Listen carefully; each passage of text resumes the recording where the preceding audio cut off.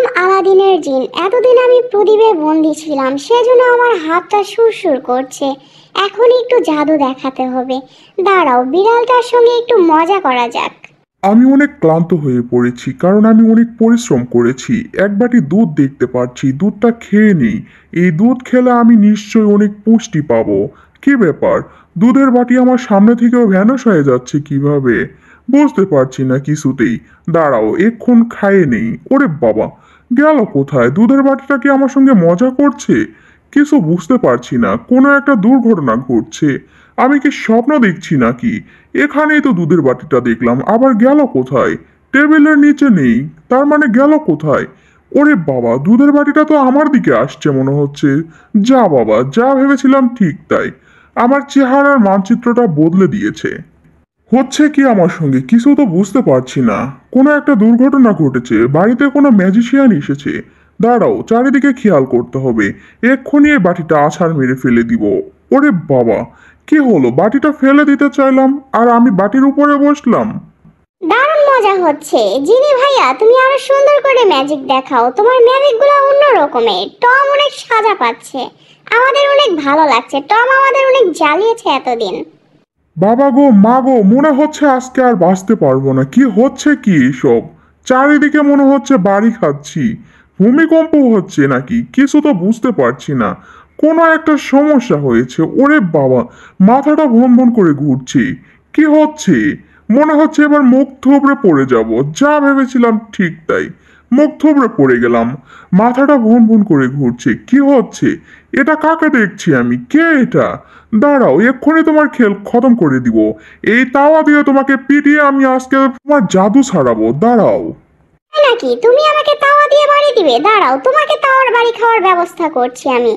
একে দেখছি আমি, ভুলবশত আমি বুলডগের মাথায় বাড়ি দিয়েছি। আজকে তো আর আমার রক্ষে নেই। এই যে টম, তোমার এত বড় স্পর্ধা হয় কিভাবে? তুমি আমার মাথায় বাড়ি দিয়েছো। দাঁড়াও, আমার মাথায় আলু গজিয়েছে। আজকে তোমাকে এই তাওয়া খাইয়ে দিব। চিনো না তুমি আমাকে? আজকে আমার শক্তি তোমাকে দেখিয়ে দিব। জিনি ভাইয়া, এবার একটু আপনার গল্প শুনান আমাদেরকে। আপনার গল্প শুনতে চাই আমরা। ঠিক আছে, তাহলে তোমরা আমার গল্প মনোযোগ সহকারে শোনো। আমি লক্ষ লক্ষ বছর আগে আলাদিন নামে এক ছেলের প্রদীপে ছিলাম। থুকো, আমি একটা প্রদীপে ছিলাম। সেই প্রদীপটা আলাদিন পেয়ে গিয়েছিল। আর আমি আলাদিনের সাথে অনেক অনেক অনেক বছর ছিলাম।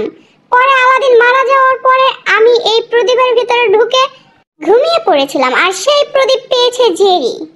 বুলডগ ভাই আমার মুখের ভিতরে তাওয়া ঢুকিয়ে দিয়েছে। কি একটা অবস্থা! ওরে বাবা, অনেক কষ্টে মুখ থেকে তাওয়াটা টেনে বের করেছি। কি ব্যাপার, এই ঘরে কোনো আলোচনা হচ্ছে মনে হয়। দাঁড়াও, চুপি চুপি আমাকে কথাগুলো শুনতে হবে এখানে কান পেতে। এই প্রদীপ যতদিন জেরির হাতে থাকবে ততদিন আমি জেরির দাস হয়ে থাকবো। জেরি আমাকে যা হুকুম করবে আমি তাই শুনবো। আচ্ছা জিন ভাইয়া, আমি কি তোমাকে কোনো কিছু বললে সেটা তুমি শুনবে? আমি যদি বলি যে তুমি টমকে মারো, তাহলে কি তুমি টমকে মারতে পারবে? আমার এই হুকুমটা তোমাকে মানতেই হবে। কিছুতেই না, আমি দুঃখিত। কারণ আমি এই কাজটা কখনোই করতে পারবো না। এই প্রদীপ যেহেতু জেরি পেয়েছে, আমাকে জেরির সমস্ত হুকুমই মেনে চলতে হবে। আমি অন্য কারো হুকুম মানতে পারবো না। তাই নাকি? দাঁড়াও ভাগ্নে, তোমার কানে কানে আমি একটা কথা বলি। আমার মাথায় আইডিয়া এসেছে। এই আইডিয়া মতো কাজ করলে আমরা টমকে শায়েস্তা করতে পারবো। বুলডগকে দিয়ে টমকে শায়েস্তা করতে হবে। জিনি ভাইয়া, তুমি নিশ্চয় জেরি মামার এই বুদ্ধিটা মানতে পারবে, কারণ এটা জেরি মামার মাথা থেকে এসেছে। ঠিক আছে, আমি যেহেতু একটা ইঁদুর, সেজন্য আমি বিড়ালকে মোটেও পছন্দ করি না। আমি অবশ্যই ওই বিড়ালটাকে শায়েস্তা করব।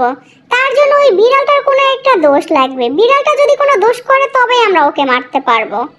এই তো পেয়ে গিয়েছি। এবার এই আলাদিনের চেয়ারটা এখন আমার হবে। চুরি করে নিব এখান থেকে। এই তো নিয়ে নিয়েছি। এখন এই আলাদিনের চেয়ারটা আমার। আমি এখন যা খুশি তাই চাইতে পারবো। কি দেখছি আমি এটা? ওরে বাবা, এই চেয়ারটা তো জেরির হাতের থেকে টমের হাতে চলে গিয়েছে। এখন আমি টমের দাস হয়ে যাব। দুর্ঘটনা ঘটে গিয়েছে। এখন আর আমার কিছু করার নেই। দুঃখিত আমি জেরি বন্ধু।